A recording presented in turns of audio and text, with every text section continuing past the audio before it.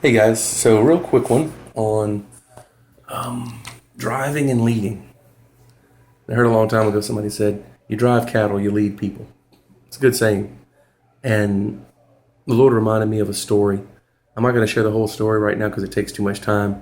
But Nathaniel Brubaker confronted me in the middle of a football game that I was driving men instead of leading them. And even though I didn't want to change, and even though I was very frustrated and rightfully upset with some of the way that some of the guys were playing, I was absolutely wrong in the way that I was driving them. So I stopped, changed my method, and instantly, it's a huge impact on the game, huge impact on those guys. Great outcome and great encouragement and great empowerment for those gentlemen. And so that was really cool. So the lesson I learned that day, pretty simple. When you're driving people, you're from behind them, you're pushing, you're sorting them like cattle, you're driving them like a herd. People aren't cattle, man. You can't do that junk. You have to go lead people from in front. And when you lead them from in front, there's a few things that happen. One, you put your back to them. That's scary because you have no idea what they're going to do behind you. And sometimes the people you're leading don't like you, or they don't like the fact that you've been driving them for years. And so you got issues there.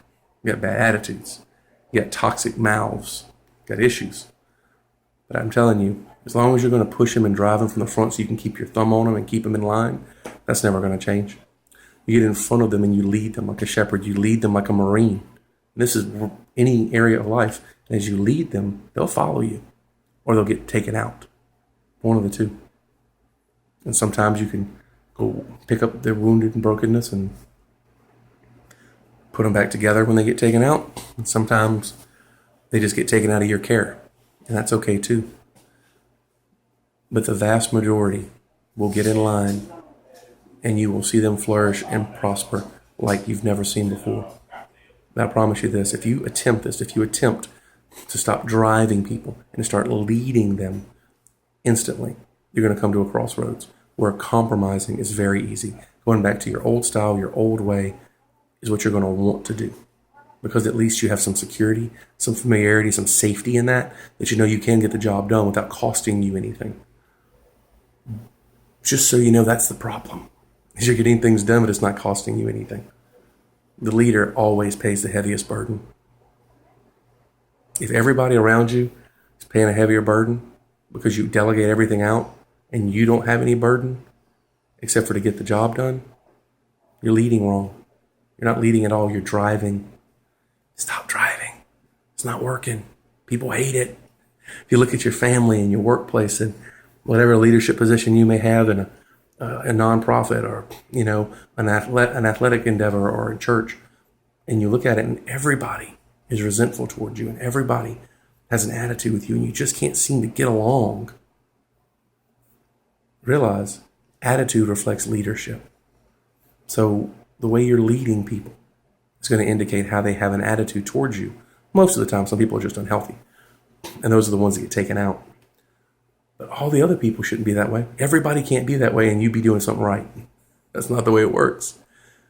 Change your method. Start understanding that every good leader led by example. When the metal met the meat, they kept going and they didn't compromise. And eventually, everyone came behind them and supported them. That's how we lead. When you're willing to sacrifice that out of fear or out of a desire to not be in control, you're not leading people, you're driving them, and it's wrong. Don't do that. Trust that leadership and doing it right will bring you to the conclusion you need it to bring you to. And know for a fact that trying to control people has nothing to do with honor or love. And if you are not willing to honor or love people, you're never going to get the best out of them. They're never going to follow you worth a flip. You've got to get away from that junk and engross yourself in a leadership style that both honors and respects and, when appropriate, loves the people that are leading, that are coming behind you. If you don't do that, then what chance do you have of ever leading effectively? Appreciate you guys.